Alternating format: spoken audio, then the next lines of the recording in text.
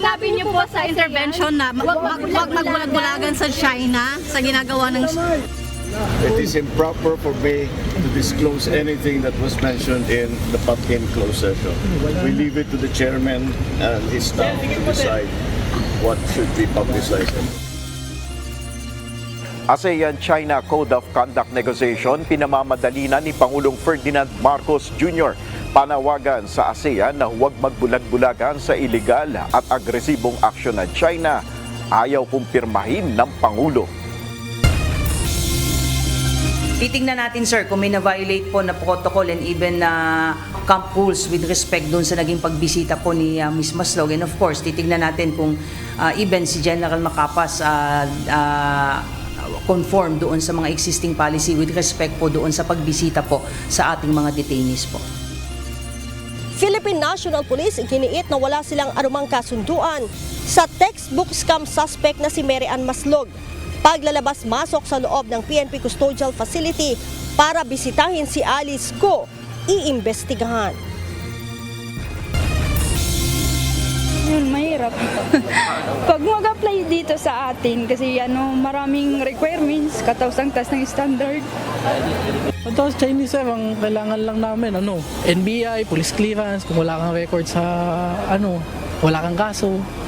Yan lang, birth certificate, valid ID. Yun lang. Optional na lang yung medical kung magkakaroon ka ng sakit sa loob ng... Ilang displaced Filipino POGO workers nakakaranas umano ng diskriminasyon sa paghahanap ng bagong trabaho. May proseso ng pagpapauwi.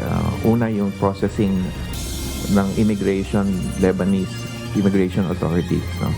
And as I said, we are enhancing, or should I say, strengthening yung coordination namin with the Lebanese immigration. Requirements at clearance mula sa Lebanese authorities, malaking hamon para sa repatriation ng mga Pinoy sa Lebanon, ayon sa Department of Migrant Workers. Members Church of God International muli na namang pinarangalan bilang pangunahing blood donor organization sa bansa.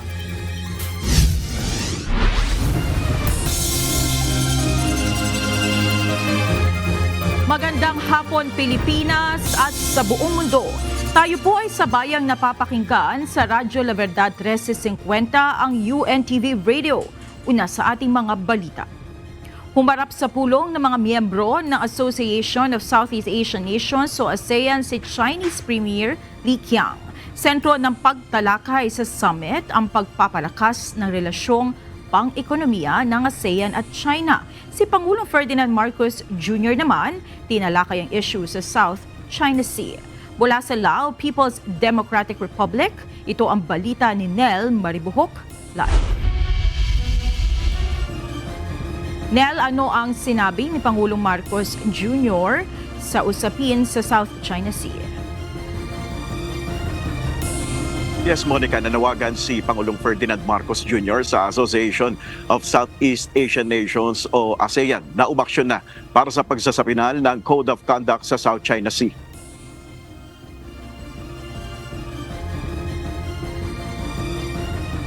Sa pagharap ni Chinese Premier Li Keqiang sa mga kasapi ng ASEAN, sinamantala ni Pangulong Marcos ang pagkakataon upang talakayin ang usapin sa South China Sea. Sa intervention ni PBBM sa 27th ASEAN-China Summit, sinabi niya ang pangangailangan na madaliin na ang negosasyon sa ASEAN-China Code of Conduct. Ito ay sa gitna ng patuloy na harassment ng China sa West Philippine Sea. Ayon kay Pangulong Marcos, napapanahon ng talakayin ito upang magkaroon ng makabuluhang pag-usad sa isyung ito. Sa gitna ng positive development sa China, ayon kay Pangulong Marcos, nakakapanghinayang na hindi pa rin nagbabago ang kabuuang sitwasyon sa South China Sea. Patuloy anya na nakararanas ang Pilipinas ng panliligalig at pananakot. Ibinahagi rin ni Pangulong Marcos ang laser incidents na naranasan ng mga sibilyang mangingisda at eroplano ng Pilipinas ng People's Liberation Army ng China. Naninindigan si Pangulong Marcos na ang iligal na aksyon na ito ng Beijing ay nagpapakita ng patuloy nitong pagbabaliwala sa international law, partikular na sa United Nations Convention on the Law of the Sea o UNCLOS at 1972 Convention on the International Regulations for Preventing Collisions at Sea o COLREGs. Sa gitna naman ng patuloy na intimidation ng China, tiniyak ni PBBM ang patuloy na pagpapalalim ng ASEAN-China relations. Samantala, tumangging kumpirmahin ni Pangulong Marcos ang kanyang intervention sa retreat session ukol sa umano'y panawagan niya sa ASEAN na huwag magbulag-bulagan sa iligal at agresibong aksyon ng China. Sir, sinabi niyo po sa intervention na wag magbulag-bulagan sa China. It is improper for me to disclose anything that was mentioned in the PAPIN closed session. We leave it to the chairman and his staff to decide what should be publicized. May ilang pang sakit na dinaluhan ng Pangulo. Ito ang ASEAN-Japan Summit at pulong rin kasama ang Korea. Ngayong araw naman ay katatapos lang din ng bilateral meeting ni Pangulong Marcos kasama naman si Canadian Prime Minister Justin Trudeau. At ibibigay natin yung ibang mga detalye dito sa mga naganap na pagpupulong sa mga susunod nating mga pagkakataon na newscast, Monica. At patuloy tayong magbabantay dito nga sa ikalawang araw na ASEAN Summit dito sa Lao PDR. Monica.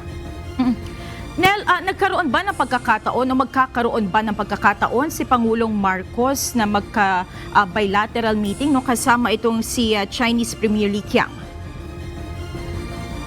Wala pang kumpirmasyon, Monica, sa atin kung magkakaroon sila ng bilateral meeting. 3 pa lang sa ngayon ang nasa listahan na nasa bilateral meeting ni Pangulong Marcos. Yan ang Canada, New Zealand at saka Japan. Sa ngayon, hindi pa kinukumpirma sa atin ng DFA na kung may nadagdag doon sa listahan. Pero mag-aabang tayo sa mga susunod na araw dahil hanggang bukas sa ikatlong araw ng ASEAN Summit, yung last day ay may mga pagkakataon pa at titignan natin kung may mga magaganap pang mga pagpupulong dito sa sidelines ng ASEAN Summit. Monica. Alright, maraming salamat Nel Maribuhok, live na nag-uulat mula sa Lao PDR. Iimbestigahan ng Philippine National Police ang ulat na naglabas-masok umano si Mary Ann Maslog sa PNP Custodial Center noong nakakulong pa doon si dismissed Mayor Alice Guo. Ayon kay PNP Public Information Office Chief, Police Brigadier General Jean Fajardo, kasama rin sa kanilang aalamin ay ang mga impormasyong isiniwalat ni Maslog sa pagdinig sa Senado. Ito ang balita ni Lea Ilagan. There was no deal whatsoever ang PNP kay Ms. Maslog, even sa side po ni General Macapas. He was very clear on that kanina po nung kausap ko siya. Ang naging engagement lang po, yung naging content lang po ng engagement is just part of his job as an intelligence officer. Walang anumang kasunduan sa pagitan ng Philippine National Police at sa umano'y scammer na si Mary Ann Maslog. Ito ang binigyan linaw ng PNP matapos lumutang ang text scam suspect sa hearing ng Senado para sabihin na sinubukan rin niya makipag-negotiate para sa pagsuko ni Alice Guo. Ayon kay PNP Public Information Office Chief, Police Brigadier General Jean Fajardo, liban sa sinabi ni dating Intelligence Group Director, Police Brigadier General Romeo Macapas, na nagbibigay ito ng impormasyon sa nooy pinaghahanap na alkalde, wala na silang iba pang pakikipagkasundo kay Maslog. To your question, why are we dealing with somebody with shady characters? Again, there was no deal. However, as part of the functions po ng PNP, pag kumukuha po tayo ng mga information, ay wala naman po tayong pinipili kung saan nanggagaling ang information. But what is important is we have to vet and validate kung itong mga nakukuha nating information and even the source of information ay reliable at merong semblance of truth dun sa mga sinasabi niya. But what is important, there is no deal whatsoever with Ms. Maslog po. Inamin ni Macapas na sinamahan niya si Maslog sa Custodial Center para makakuha ng ilang impormasyon kay Guo, ngunit wala umano itong naging kapalit. Sa ngayon ay aalamin ng PNP kung may nalabag na protocol sa ginawang pagbibitbit ni Macapas kay Maslog kasama ang abogado ni Guo na si Stephen David sa loob ng custodial facility. Titingnan natin, sir, kung may na-violate po na protocol and even camp rules with respect doon sa naging pagbisita po ni Ms. Maslog. And of course, titingnan natin kung even si General Macapas conform doon sa mga existing policy with respect po doon sa pagbisita po sa ating mga detainees po. Nilinaw din umano ni Macapas na isang beses lamang niya ito sinamahan papasok ng custodial center at hindi na ito naulit. One area that should be checked or invalidated is yung sinasabi po niyang claim na twice po siyang nagpunta po doon sa custodial center, and one of that visit ay inamin din naman po ni General Macapas na he was with them together with the Attorney Stephen David in particular, and again sinasabi niya is still part doon sa pag-elicit na mga information with respect pa doon sa posible na mga nagkanlong, posibleng naging way ni Alice Guo para makalabas ng bansa, and doon sa pangalawang visit niya na sinasabi na ni General Macapas denying na hindi niya alam yung pangalawang visit. Definitely we will have to check paano siya nagbigyan ng access kay Alice Guo the second time around. Samantala, sinabi din ni Brigadier General Fajardo na tumanggi si Brigadier General Macapas na ihayag ang mga inisyal na napag-usapan sa loob ng PNP Custodial Facility dahil may kinalaman umano ito sa national security. We really have to check on that, sir. Basta ang sabi sa akin ni General Macapas, sabi niya sa akin, Jean, this is just part of the intelligence gathering natin, case build-up, and whatever napag-usapan doon, we really cannot reveal because it concerns national security. Ayon naman kay Senator Risa Hontiveros, maingat nilang pag-aaralan ang mga isinawalat ni Maslog sa hearing. Talagang hindi siya kapanipaniwala. Maaring meron siyang squid tactics na ginagamit. Baka maaring may ilang pirasong buhanging totoo. So yun yung kailangan naming timbangin sa pasara ng investigasyon at lalo na pagsulat namin ng committee report na regardless sa kung sino ang nagsabi ng sa pamamagitan ng pag-cross sa mga resource persons, sa mga facts kuno na sinasabi nila, more or less ma-establish namin mukhang ang totoong kwentong ito. Una nang sinabi ni Maslog na hiningan siya ng tulong ng PNP Intelligence Group para kausapin si Go kaugnay ng pagsuko nito. Si Maslog ay unang lumutang bilang Jessica Francisco na bagong resource person sa pagdinig ng Senado tungkol kay Alice Go.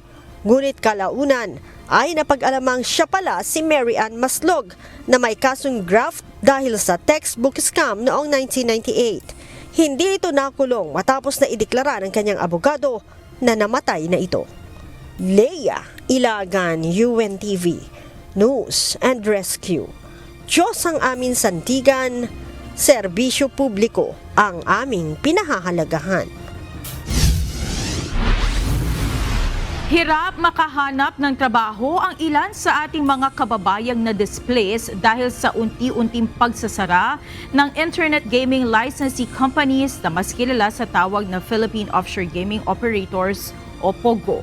Daing nila bukod sa nararanasan nilang diskriminasyon dahil sa hindi magandang imahe ng POGO sa bansa, hirap din sila sa pag-apply dahil sa hinihinging requirements at qualifications. Ito ang balita ni Ryan Lacanlale. Yun, mahirap. Pag mag-apply dito sa atin, kasi maraming requirements, kataas ng standard. Naiyak na lamang sila sa Suela nang ikwento ang hirap na pinagdadaanan ngayon para lamang makahanap ng bagong trabaho. Nagsara na noong September 30 ang pinapasukan niyang kumpanya na isang Internet Gaming Licensee o IGL na dating tinatawag na Philippine Offshore Gaming Operators o POGO. 6 na taon niya siyang naging empleyado sa housekeeping unit ng naturang POGO company. Nang mawalan ng trabaho, sinubukan umano niyang mag-apply bilang housekeeper sa iba pang kumpanya. Gayunman, hindi umano siya tinanggap at samut-sari din na ang hinihingi sa kanya na requirements. Nang malamang dati siyang nagtatrabaho sa POGO firm. Kapag Pilipino kasi ang dami kasing ang tatas ng standard, kasi ang daming requirements. O tapos hindi na lang tapat, hindi ka qualified sa trabaho, hindi yung papasahin ka ba na Tatawagan na lang ganyan. Yung parang mahirap din sa amin na nag-a-apply. Ganito rin ang nararanasan ng job seeker na si Jo Marie Peralta, na 6 na taon ding nagtatrabaho bilang data encoder sa iba't ibang POGO firms sa bansa. Tapos Chinese sir, ang kailangan lang namin, NBI, police clearance, kung wala kang record sa, wala kang kaso. Yan lang, birth certificate, valid ID, yun lang. Optional na lang yung medical kung magkakaroon ka ng sakit sa loob ng... Aniya, dalawa sila ng kanyang kapatid na nawalan ng hanap buhay at hirap na makapaghanap ng bagong mapapasukan simula nang magsara ang POGO firm na pinagtatrabahuhan nila noong buwan ng Hulyo. Sa pamilya ko, 6 kami magkakapatid. May anak pa yung ate ko, wala rin trabaho. Sa POGO rin kami nagtatrabaho ng ate ko. Pareho kami nawalan ng trabaho. Ngayon, wala kaming pambayad ng kuryente at tubig. Naputulan na kami ng kuryente at tubig. Internet namin, naputol na rin kasi tagal ko nang walang trabaho eh. Ayon sa Department of Labor and Employment, ang mga kagaya ni Liza at Jo Marie na nawalan ng trabaho dahil sa pagsasara ng IGL sa bansa, bunsod ng mga issue sa illegal na pogos. Ang dahilan kaya inilunsad ang Project Dapat Job Fair ngayong araw. Kaya po ngayon, kami po ay nagsagawa na ng job fair since para ito ay mabigyan sila ng alternative. No? Ito na po yung ating kasagutan, isa sa mga programa para sa ating mga displaced workers sa POGO industry. Inilapit ng UNTV sa Dole ang sitwasyon ni Liza at Jo Marie upang makapag-avail sa government assistance gaya ng Tupad at Livelihood Program habang naghahanap sila ng trabaho. Ikinalungkot ni Atty. Mirasol ang sinasabing diskriminasyon sa mga manggagawang galing sa POGO o IGL. Aniya, hindi ito dapat nangyayari dahil may IGL naman na lehitimo ang operasyon at may lisensya mula sa pamahalaan. Nakakalungkot po na nakakarinig tayo ng discrimination because itong mga ating tinutulungan na manggagawa ay galing po sa lehitimong kumpanya. Legal po ang kanilang ginagawa at hindi naman po dapat natin na dinidiscriminate ang ating mga manggagawa because the employer should focus on the skills and not where they come from. At sana po umaapila ako sa ating mga employers to look into the skills of the workers and not kung saan sila nanggaling.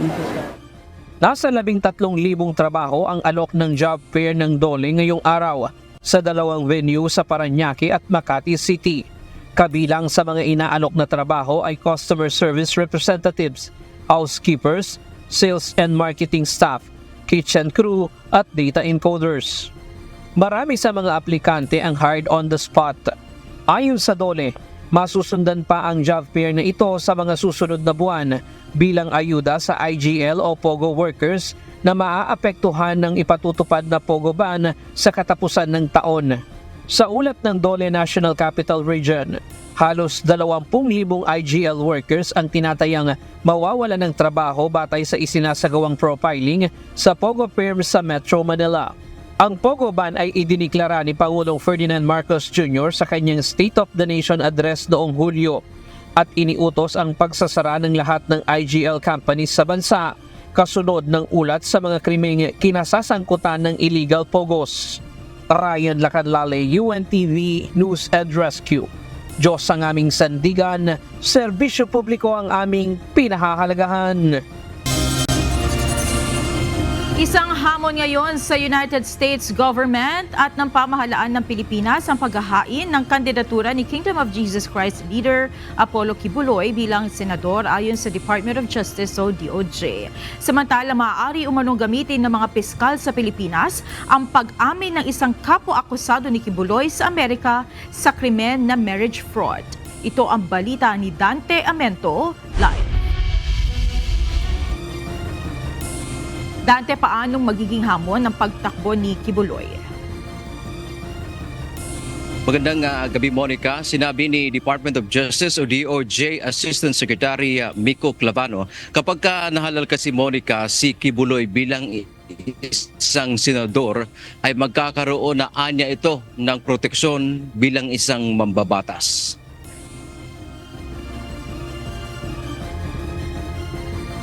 Itinuturing ng Department of Justice o DOJ na pangungutya sa electoral process o demokrasya sa bansa ang paghahain ni Kingdom of Jesus Christ o KOJC leader Apollo Kibuloy ng kandidatura bilang senador. Si Kibuloy ay nahaharap sa patong-patong na kasong kriminal sa Pilipinas. Dagdag pa ni Asek Labano, hamon na rin ito ngayon sa United States government na hilingin ang agarang extradition para mailipat sa Amerika si Kibuloy. Itong pag-file niya ng Certificate of Candidacy for Senate is a dare to the government to do something fast. Kasi if the time comes at sakaling mahalal siya bilang isang senador, then he will have some sort of protection already. Sa panig naman ng pamahalaan ng Pilipinas ay gagawa na din ang hakbang kaugnay sa posibleng extradition. Naniniwala ang DOJ dapat mananagot si Kibuloy sa mga krimen laban sa kanya. Hindi naman po pwedeng maging senador ang isang accused ng human trafficking, especially when there is substantial evidence already to the effect na ganyan talaga ang ginagawa niya. So if anything, it just expedited the extradition. Monica, noong huling araw nga ng COC filing ay kumandidato si Kibuloy sa pamamagitan ng kanyang abogado sa pagkasenador. Pangunahin umanong layo nito ay maproteksyonan ang karapatan sa relihiyon. Samantala sinabi pa ni Clavano dahil umami na ang isa sa kapwa-akusado ni Kibuloy sa Amerika na si Marisa Duenas hinggil sa conspiracy o pakikipagsabuatan partikular sa pag-aasikaso ng pekeng kasal, maaari na niya itong magagamit ng mga piskal na may hawak ngayon sa kaso ni Kibuloy dito sa bansa. Umamin si Duenas para mapababa ang kanyang sentensya.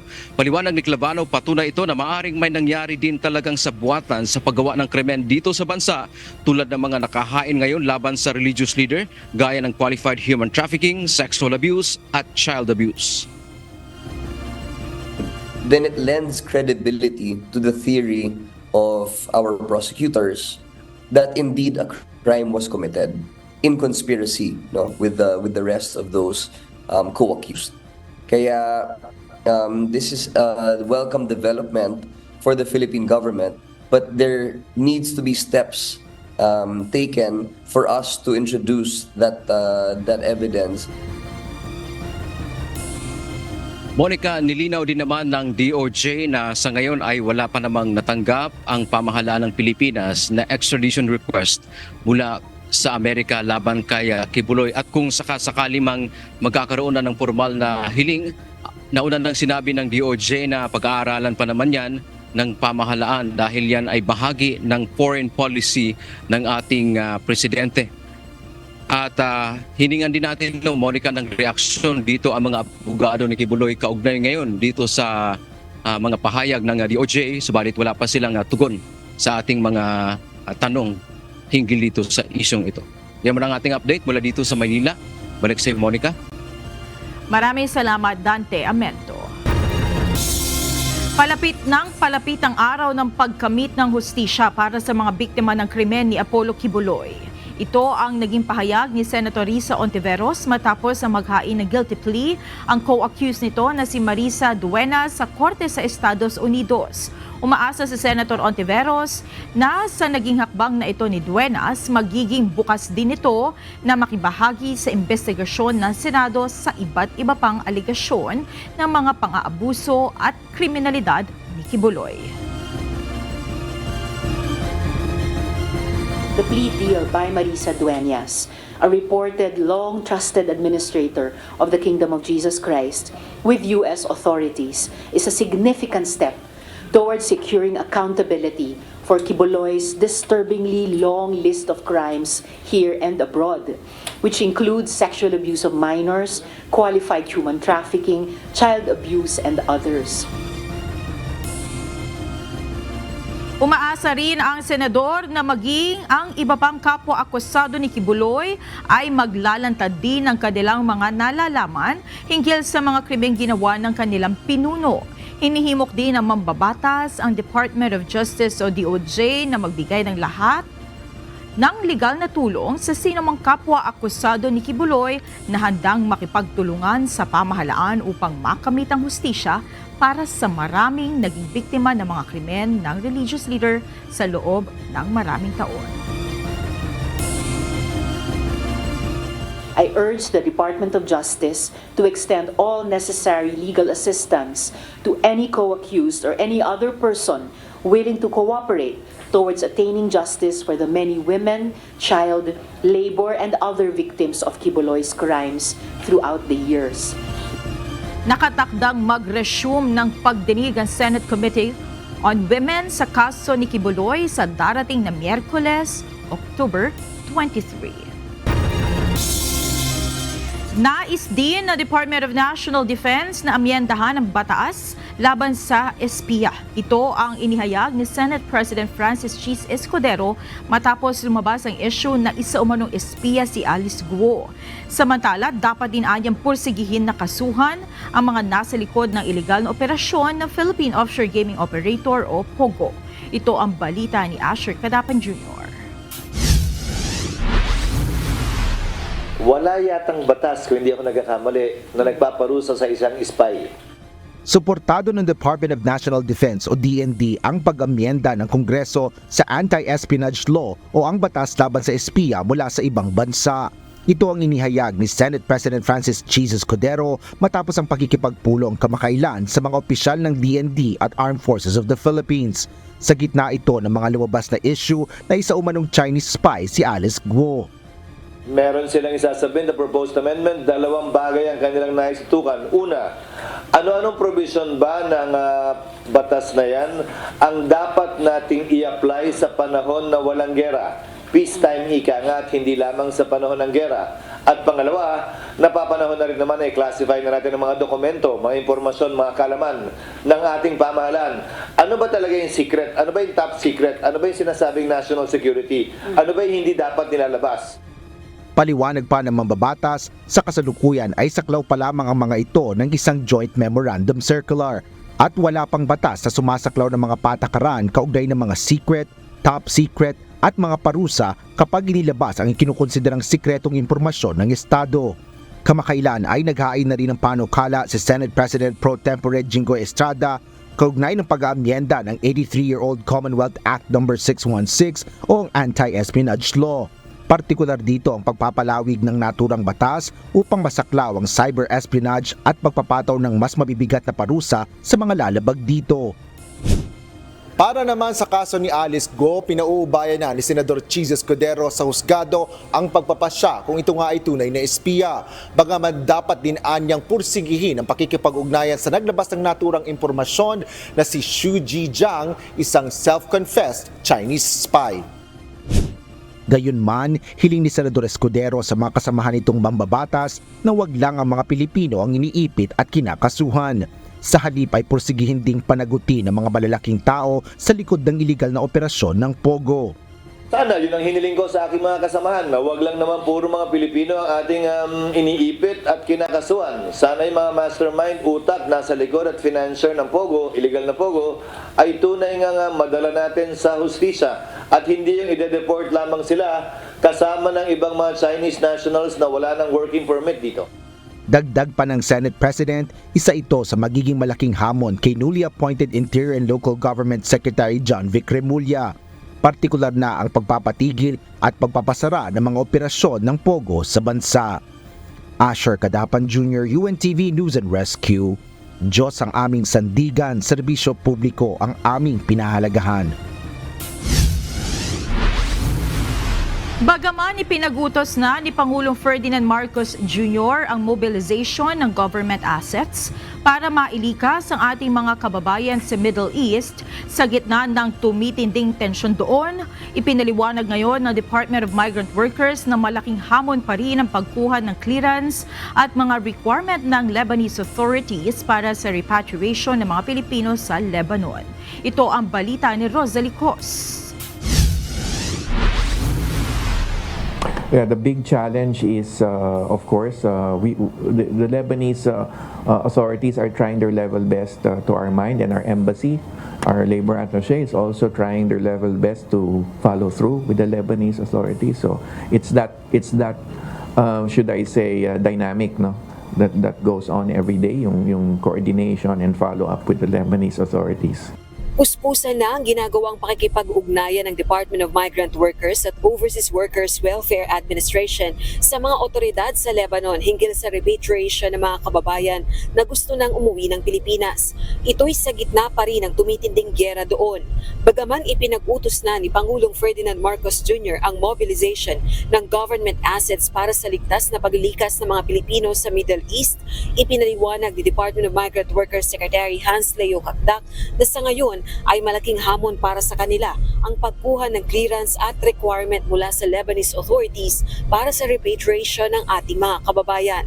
May proseso, no, ng pagpapauwi. Una yung processing ng Lebanese immigration authorities, no. And as I said, we are enhancing, or should I say, strengthening yung coordination namin with the Lebanese immigration side, no. We're hoping na magkaroon pa ng further releases, no, ng mga clearances. And then the second one is the flight bookings. Nauna nang sinabi ng DMW na mayroong nasa 172 mga Pilipino sa Lebanon ang nakahanda na para umuwi ng Pilipinas. Nakaschedule ang mga ito na umuwi mula October 11 hanggang October 28 sakay ng magkakaibang commercial flights. Ayon sa DMW, pahirapan ngayon ang pagbubuk ng commercial flight para sa repatriation mula sa Lebanon dahil sa limitadong flight operations sa airport ng Beirut. So to give you an example, may 11 nga na uuwi. 11 na uuwi this weekend on 3 different flights. Okay. Hindi sila ma-book ng sabay-sabay in buwan yung usual na yung block booking, no? Medyo hirap sa ganun. Kaya the term is kinakamada, no, natin yung mga flights, and the workers are assigned to different flights. Samantala, sinagot naman ng DMW ang umano'y reklamo ng ilang mga pamilya ng OFWs hinggil sa mabagal na pag-aksyon ng gobyerno para agad silang mapauwi ng Pilipinas. Matutugunan din naman ito. So, ang ginagawa natin sa ngayon, yung mga humihingi ng tulong, kailangan ng pagsagip, ay dinadala natin sa shelter or ina-accommodate natin sa shelter. At yun nga yung pinakita ni Admin Arnel. Nandun naman, aalagaan natin sila until sila yung makaalis. So, talagang ganun lang sa ngayon, ang proseso, but rest assured, help is on its way. Sa ngayon, nananatili pa rin ang mga nagsilikas na OFW sa 4 na shelter sa Lebanon habang hinihintay ang kanilang repatriation. Tiniyak naman ng mga opisyal ng pamahalaan na hindi nila pinababayaan doon ang ating mga kababayan at ibinibigay ang pangunahin nilang pangangailangan. Rosa Licoz, UNTV News and Rescue. Diyos ang aming sandigan, serbisyo publiko ang aming pinahahalagahan. Narito naman ang mga balita sa iba't ibang panig ng mundo na ihahatid ng ating global correspondent na si Jack De Ocampo mula sa Chester, United Kingdom.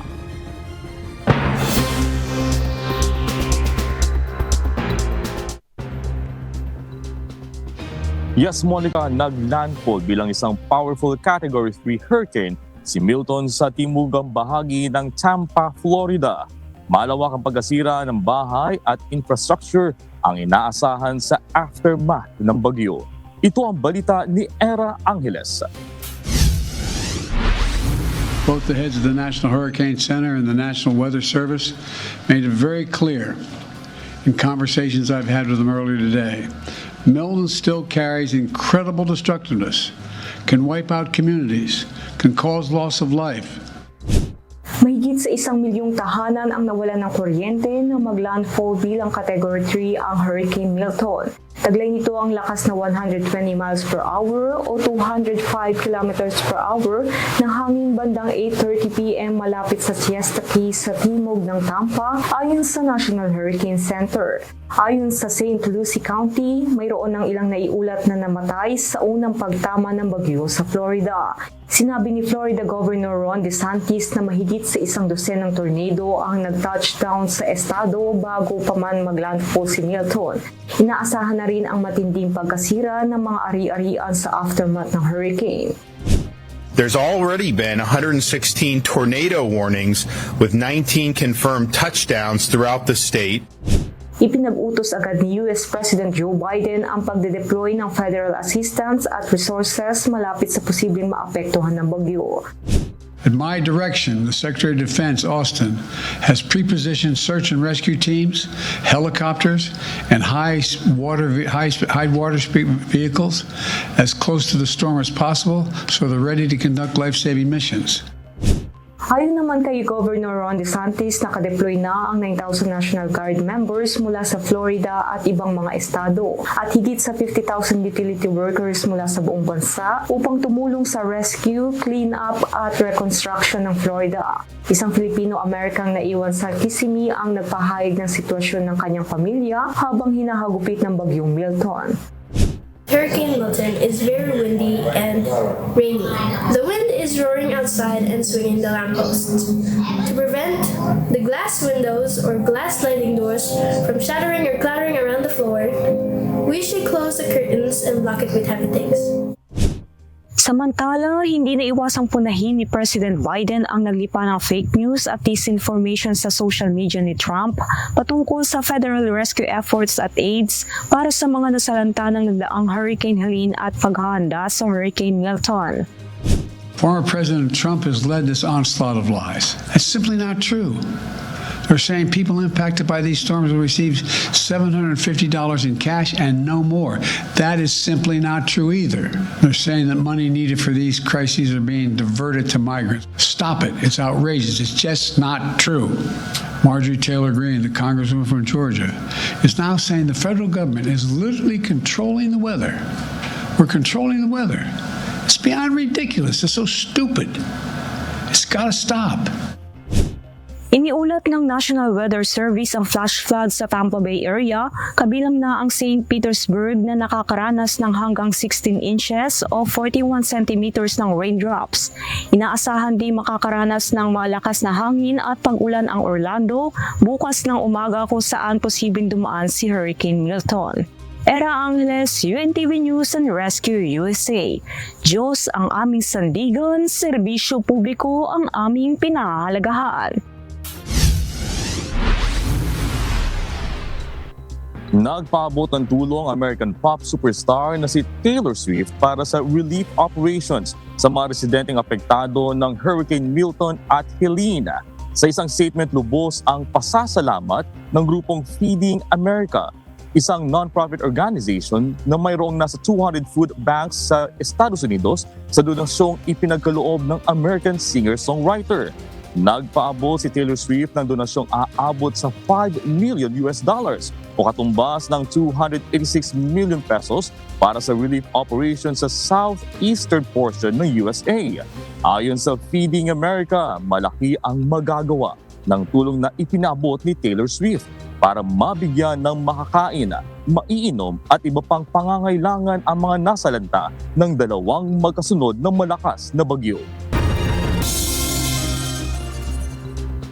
Wabalangkas ng malaking pagbabago sa mga karapatan ng mga manggagawa ang gobyerno ng United Kingdom. Ang bagong Employment Rights Bill ay sinasabing tatapos sa mapang-abusong mga patakaran. Ito ang balita. Pro-worker. Ganito mailalarawan ang bagong panukala para sa kapakanan ng mga manggagawa sa United Kingdom. Napaloob dito ang nakaplanong pag-aayos sa employees' welfare. Kabilang dito ang karapatan na maklaim ang unpaid parental leave at mas malakas na proteksyon sa hindi patas na pagtanggal sa trabaho.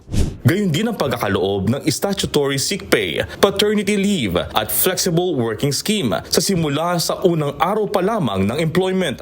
Inilarawan ni Deputy Prime Minister Angela Rayner ito bilang biggest upgrade to rights at work for a generation.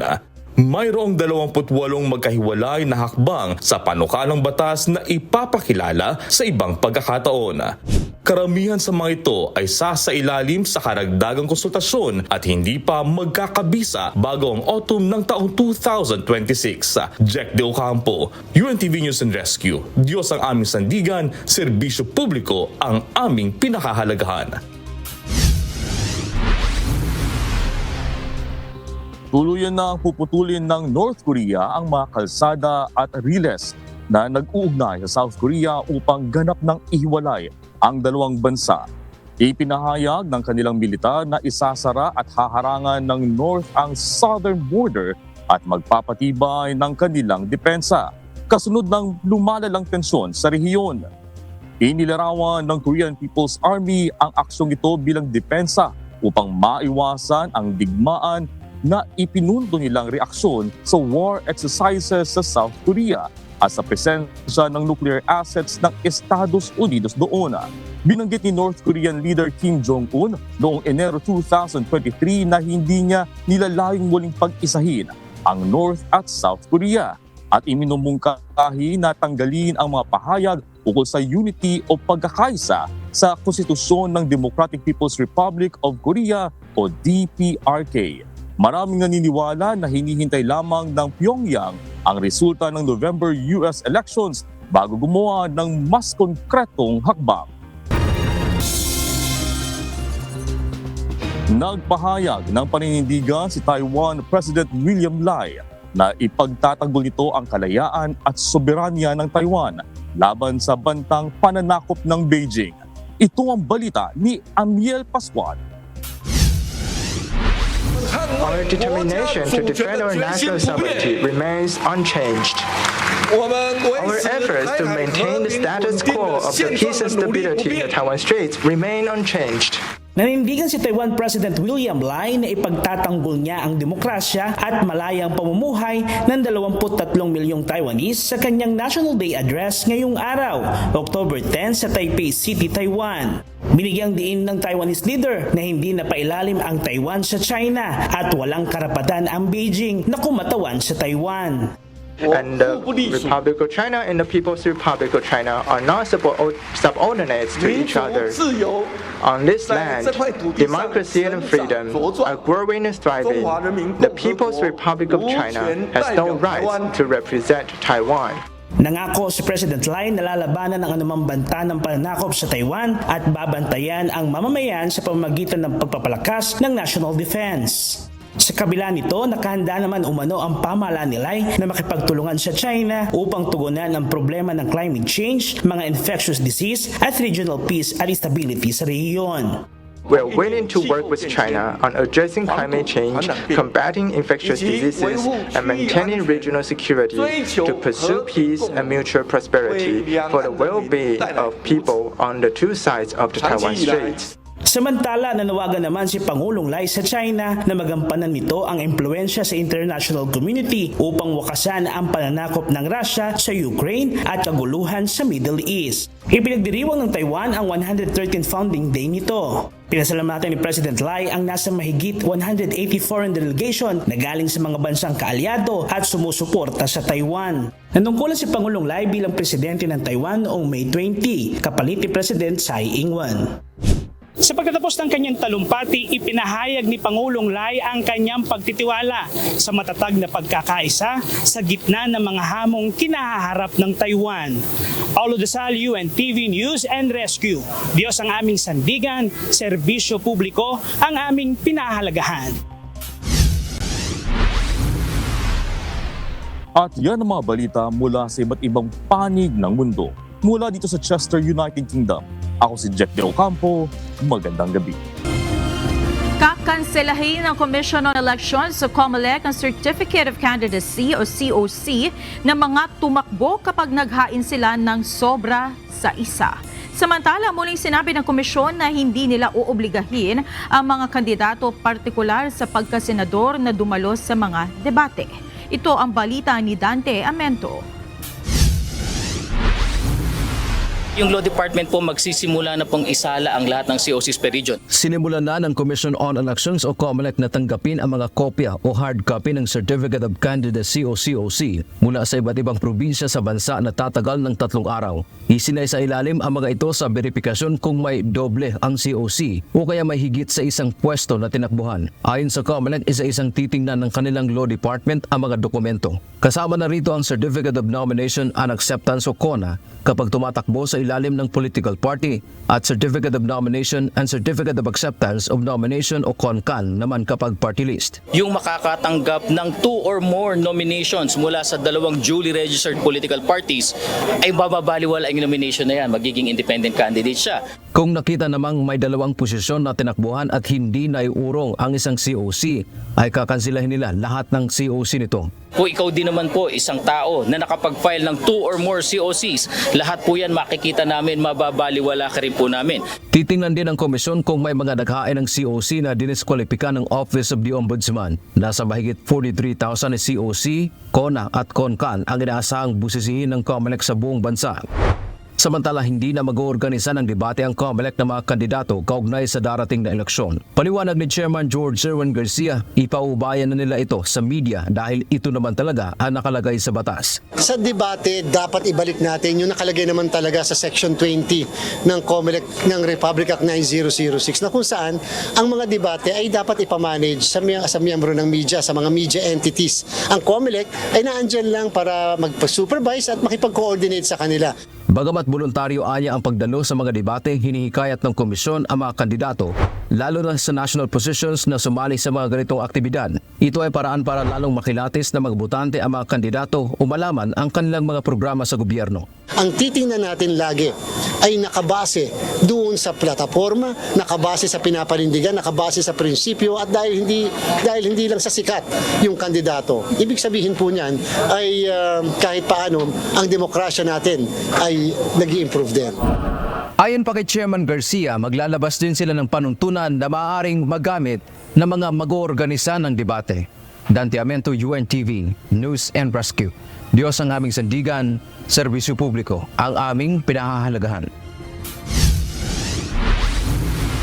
Suportado ng ilang kongresista ang panukalang pagbawalang kumandidato ang mga may kinakaharap na kaso kaugnay ng heinous crimes o karumal-dumal na krimen.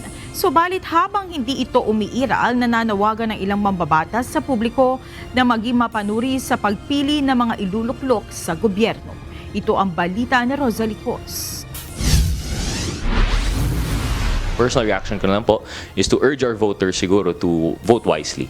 And I think there are a lot of questions right now, lalo ng filing season. The answer to most of it would be voting wisely na lang po on the part of yung taong bayan.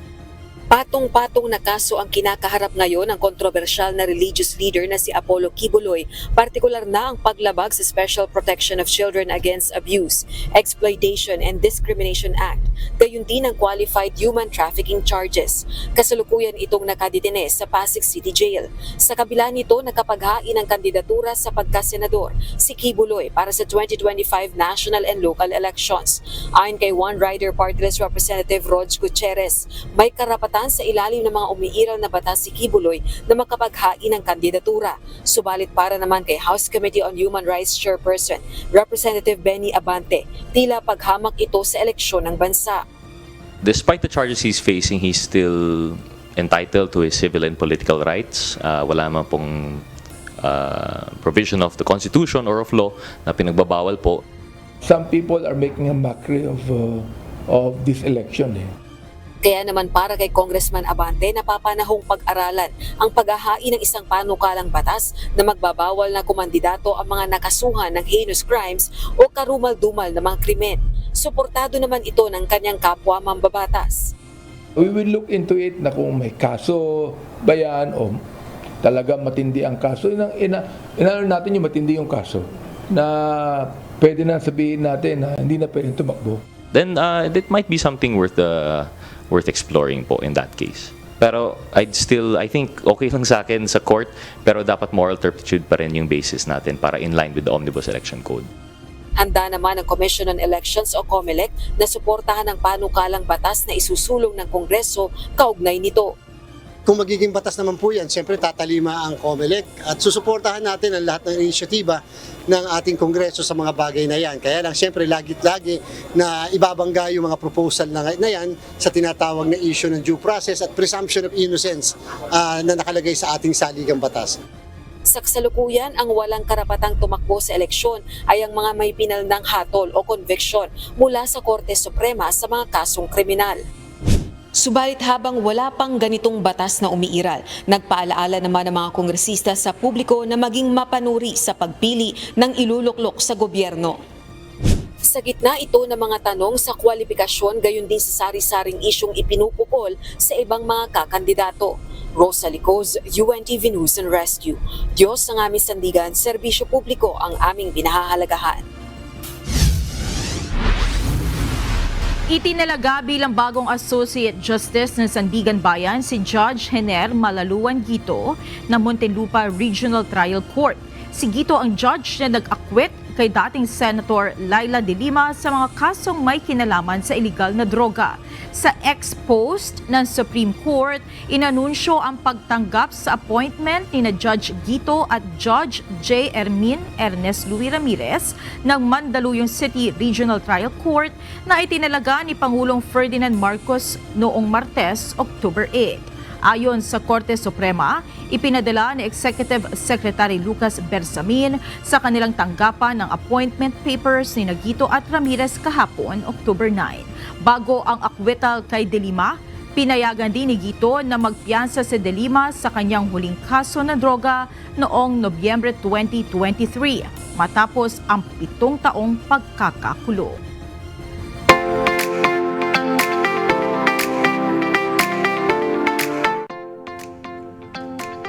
Hanap nyo ba ay makapigil hiningang challenge o kaya maranasang kumain sa revolving restaurant? Lahat ng yan ay maaaring masubukan sa Macau. Ito ang balita ni Brian Evangelista. Isa ang Macau Tower sa major tourist destination. Dito, magkakaroon ka ng best view ng Special Administrative Region ng China. At bukod sa pangmasyal, mayroong ditong iba't ibang activities tulad ng sky jump at tower climb.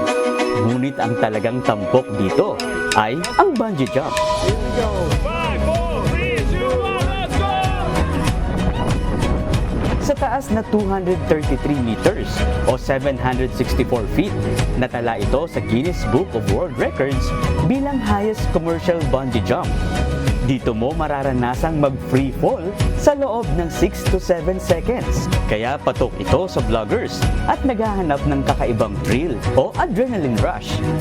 Meron din silang skywalk kung saan kakabitan kayo ng state-of-the-art overhead rail system harness upang ligtas na makapaglakad sa outer rim ng Macau Tower at mamalas ang natatanging ganda ng tanawin.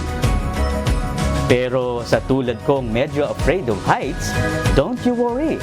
Dahil may 360 cafe, that will surely satisfy your appetite. Mapa-lunch or dinner buffet.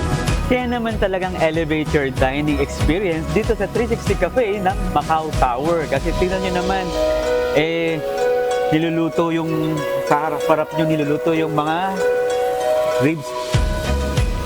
Yan o. Tapos ang kagandahan dito, freshly made yung mga noodles nila. Yan o. Hi! Pakita natin kung paano ginagawa yung kanilang fresh noodles. Wow! Ibang katakam-takam na international dishes ang dito'y nakahain. Bukas ang kanilang 360 Cafe ng lunch at dinner time. Kaya sinamantala na din namin ang aming bonding moments. At syempre, pagkatapos kong makapamili ng Unli Buffet dito sa 360 Cafe, ito na, unang batch pa lang to. Pero ang kagandahan dito, bukod sa masasarap na pagkain, mabubusog ka pa sa magandang tanawin dito sa Macau Tower. Dahil ang food trip na ito ay kakaiba sa lahat. Dahil ito ay nasa tuktok ng Macau Tower at revolving restaurant kung tawagin ito. Dahil dahan-dahan siyang umiikot at namamalas mo rin ang magandang tanawin dito sa Macau. Dahan-dahang umiikot ang flooring nito Kaya tiyak mabibighani kayo sa 360 degrees spectacular view, lalo sa gabi. Kaya salamat sa Diyos sa unforgettable dining experience sa revolving restaurant ng Macau Tower. Brian Evangelista, UNTV, News and Rescue. Diyos ang aming sandigan, serbisyo publiko ang aming pinahalagahan.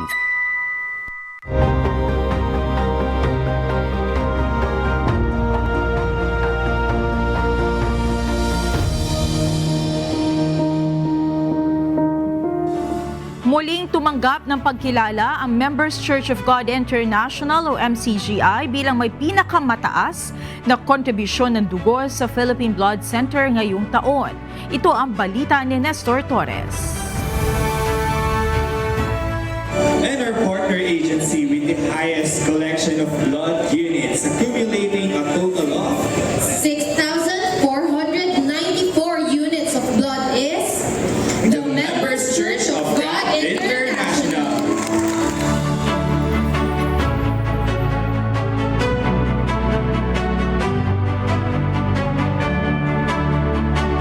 Mula sa nasa 400 organization at agencies na nagsagawa ng blood donation drive matapos ang COVID-19 pandemic. Ang MCGI ang kinilala na highest contributor ayon sa Philippine Blood Center at Department of Health. Simula 2020 hanggang 2023, naging consistent ang MCGI sa pagdodonate ng dugo, kaya mahigit 6,000 bags na ang naibigay ng grupo sa loob lamang ng 3 taon, kaya muli itong napagkalooban ng Gawad Jose Rizal Award ng DOH. Ang Gawad Jose Rizal Award ang pinakamataas na pagkilala na ibinibigay ng Philippine Blood Center at DOH sa mga partner organizations nito na nakapagbigay ng 3,000 bags ng dugo sa loob ng 1 taon. The easiest way talaga to help people kapag wala or sobrang limited ka sa resources is to give blood. For the donors na nasa MCGI or dinala ng MCGI sa Philippine Blood Center, be consistent, donate every 3 months pag whole blood kasi kailangan na kailangan. So we are very grateful to all of our partner agencies. We are very grateful for the support that MCGI has shown. Thank you very much. Maraming salamat po. Malawak na inuulit-ulit sa atin ni Kuya na ang pag-ibig sa kapwa ay kailangang idaan sa gawa, hindi lamang sa salita. Kaya muli po ang ating gawad pagkilalang ito iniaalay natin una sa Panginoong Diyos at sa kapatirang MCGI sa pangunguna po ng ating lingkod pangkalahatan si Kuya Daniel Razon na siya namang patuloy na humihikayat, nagbibigay sa atin ng inspirasyon upang magsilbing halimbawa ng pagmamahal sa kapwa-tao. Ang MCGI ay nagsasagawa ng sabayang mass blood donation drive tuwing 3 buwan ng taon sa iba't ibang panig ng mundo sa pamamatnugot ni Brother Daniel Razon. Naniniwala ang grupo na ang dugo ay hindi kayang gawin sa laboratorio, kaya mahalaga ang regular na blood donation drive upang makapagdugtong ng buhay at makatulong sa mga nangangailangan. Nestor Torres, UNTV News and Rescue. Diyos ang aming sandigan, serbisyo publiko ang aming pinahahalagahan.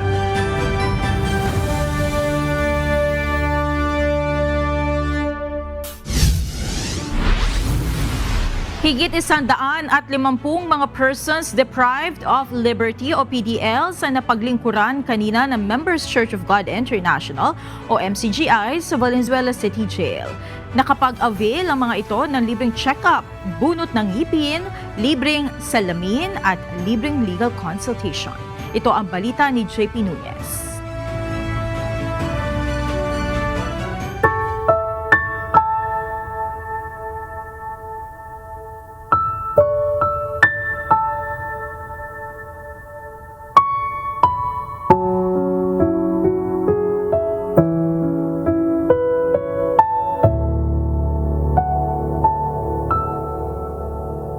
Sa ganitong programa diba, kahit paano po nakatulong po sa amin.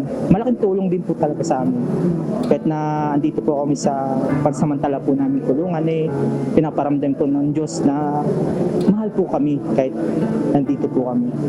Na kahit na anong sitwasyon ng buhay namin, pinaparamdam niya po sa amin na mahal po niya kami sa pamamagitan po ng mga ganito na tumutulong po sa amin.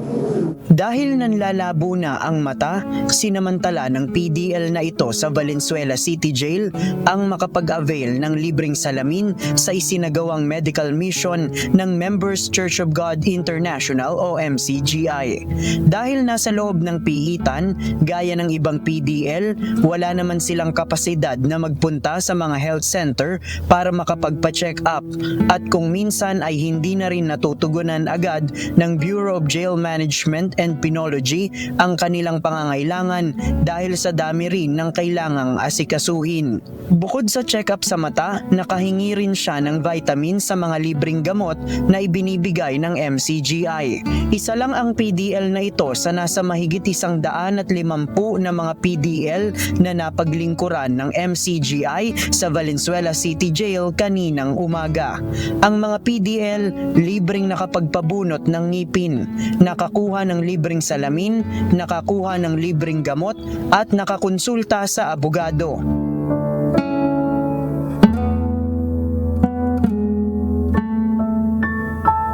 Malaking bagay po sa amin yun, sir, dahil agad na nagagawa ng solusyon yung mga minor problems po namin o minor na gawain po namin dito sa Valenzuela City Jail Mill. Nagpapasalamat kami sa MCGI dahil sa ganitong programa nila sa mga PDL. Natutulungan nila kami gawa sa mga gamot na binibigay at sa mga check-up din.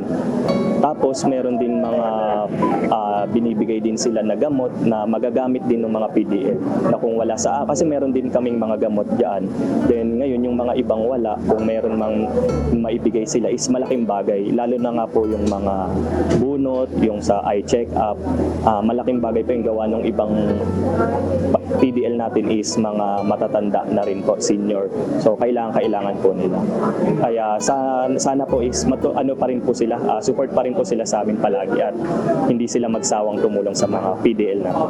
Sa female dormitory, ayon sa nurse na duty, kapaki-pakinabang nila sa mga PDL ang libreng salamin lalo't merong mga nag-aaral ng Alternative Learning System o ALS.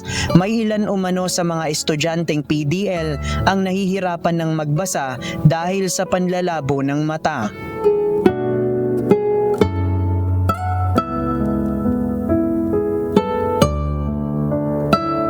Yung misa kasi sa reading, sir, may hirapan sila magbasa. Pag may salamin po is mas makakatulong sa kanila para mas malinaw na po yung kanilang pagbabasa. Dati po kasi seryoso yung ginagawa is naghihiraman sila, sir. Napapansin ko sa observation is naghihiraman sila dun sa mga hindi nag-aaral para kahit paano po makakabasa sila makapag-participate. Samantala, ang medical consultation naman na ginawa ng MCGI ay malaking tulong din nila dahil personal na nakakausap ng mga doktor ang PDL. Sa ngayon nila, telemedicine ang ginagawa sa mga PDL na may karamdaman. VGMP po kasi, sir, mostly ginagawa po namin is through telemedicine. So kasi po yung mga doctors po namin is roving, sa iba-ibang jails po sila. So mostly po telemedicine lang yung ginagawa. Unlike po dito, talaga pong personal, yung face-to-face rather po ang kanilang pag-konsulta sa bawat isa po. Mas nasasabi po nila kung ano po talaga yung nararamdaman nila. Ang medical mission na ito ay ilan lamang sa mga patuloy na paggawa ng MCGI para malasakitin ang mga kababayan nating nangangailangan anumang kalagayan sa buhay.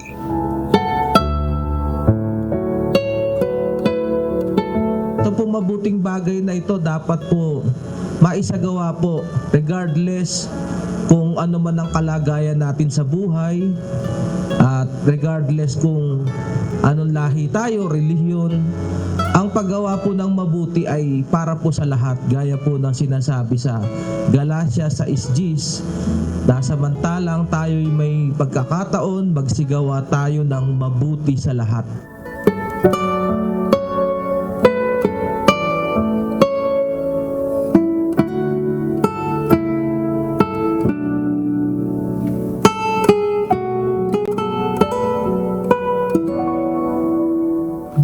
Nunez, UNTV, News and Rescue. Diyos ang aming sandigan, serbisyo publiko ang aming pinahahalagahan.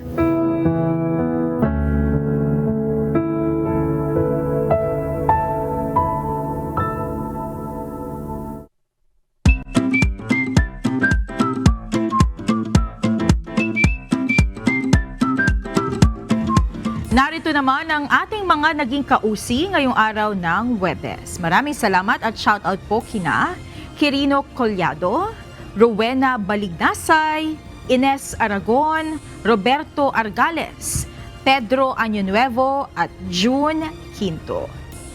At para naman po sa ating mga kasambahay, kung may mga istorya po kayong nais balikan sa Ito ang Balita, pwede niyo po itong muling mapanood sa aming mga official social media account.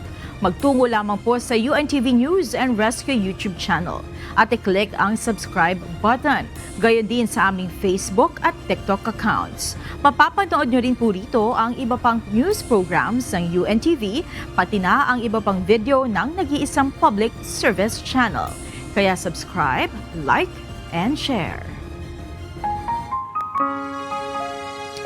Narito naman ang salita ng Diyos na ating sandigan mula sa aklat ng Ikalawang Tesalonica, Kapitulo 2, versikulo 17, na nagsasabi, aliwin nawa ang inyong puso at patibayin kayo sa bawat mabuting gawa at salita.